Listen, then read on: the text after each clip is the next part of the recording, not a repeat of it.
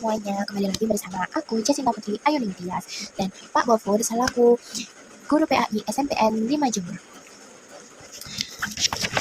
Kali ini saya akan menjelaskan tentang akidah dan kurban PAI bab 4. Yang pertama ada penyembelihan hewan dalam ajaran Islam.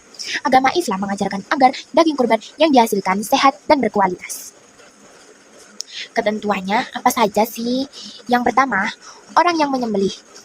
Yang menyembelih harus Islam, berakal, tamyiz, sadar, dan sengaja.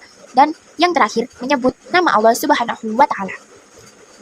Yang kedua, hewan yang disembelih. Hewan yang disembelih harus masih hidup dan halal.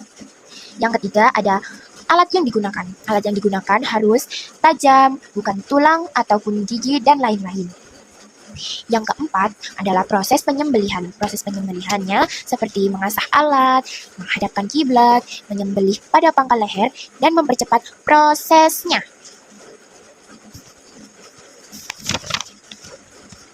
Yang kedua ada tata caranya. Tata cara menyembelih hewan yang pertama yaitu siapkan lubang. Yang kedua, arahkan kiblat hewannya. Yang ketiga, pegang kuat hewan kurban agar tidak berlari-larian ataupun ucul. Yang keempat, letak leher di penampung darah agar darahnya tidak melebar-lebar kemana-mana. Dan yang kelima adalah berniat. Yang keenam, arah alat pada leher hewan. Yang ketujuh, yaitu sembelih hingga leher terputus. And then next adalah manfaat menyembelih hewan.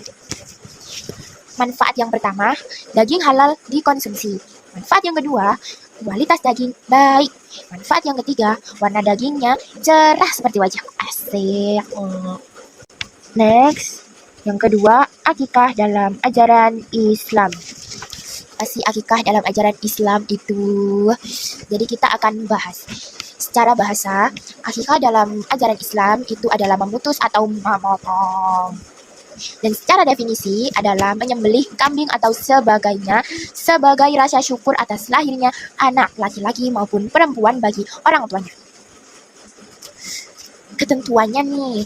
Ketentuannya kalau bayi laki-laki 2 kambing, kalau perempuan adalah 1 kambing.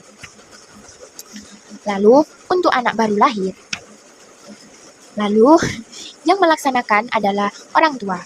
Lalu daging diberikan sudah matang ya, sudah dimasak menjadi sate, menjadi gulai, menjadi tongseng, menjadi apa, terserah, banyak pilihannya.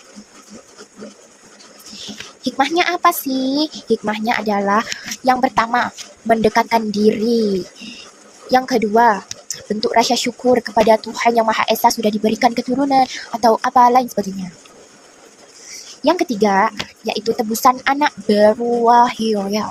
Yang terakhir, yang keempat, itu mempererat tali silaturahmi dengan tetangga, dengan saudara-saudara jauh yang jarang ketemu, dengan apa, terserah, banyak lagi pilihannya ya.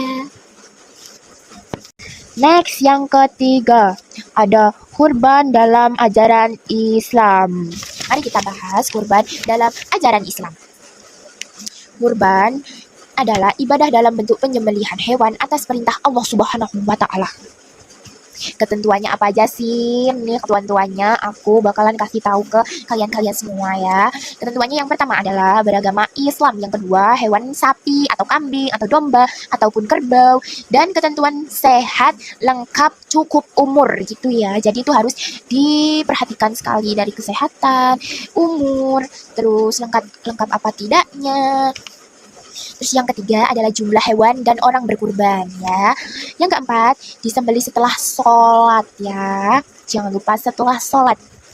Yang kelima, itu disunahkannya tempatnya itu di lapangan. Tapi terserah. Tapi sunahnya itu sebaiknya di lapangan. Yang keenam, itu adalah berniat. Berniat dulu sebelum menyembelih. Yang ketujuh, menyembelih hewan kurban sendiri. Itu sunahnya, sunah Rasul. Menyembelih hewan kurbannya sendiri. Tapi kembali lagi kepada anda sekalian untuk berkurbannya bagaimana. Oke. Dan hikmahnya dalam mendekatkan diri kepada Allah Subhanahu wa taala. Yang kedua, membentuk sikap patuh terhadap yang kuasa. Yang ketiga adalah melatih diri agar dermawan. Ya kenapa dermawan? Ya karena kita itu berbagi-bagi daging yang sudah kita korbankan tadi, membagi-bagi sapi atau kambing itu ya sudah dia trek-trek itu terus dibagi-bagikan kepada tetangga, saudara atau apa lain sebagainya, semua teman bisa. Terus yang keempat itu adalah melatih diri agar peduli sesama, peduli terhadap tetangga yang ya mungkin maaf ya nggak terlalu gimana gitu, beliau tidak bisa membeli ataupun kalau membeli apa namanya itu ya begitu. Terus yang kelima adalah menjauhkan diri dari sifat tamak, ya tidak pelit-pelit gitu.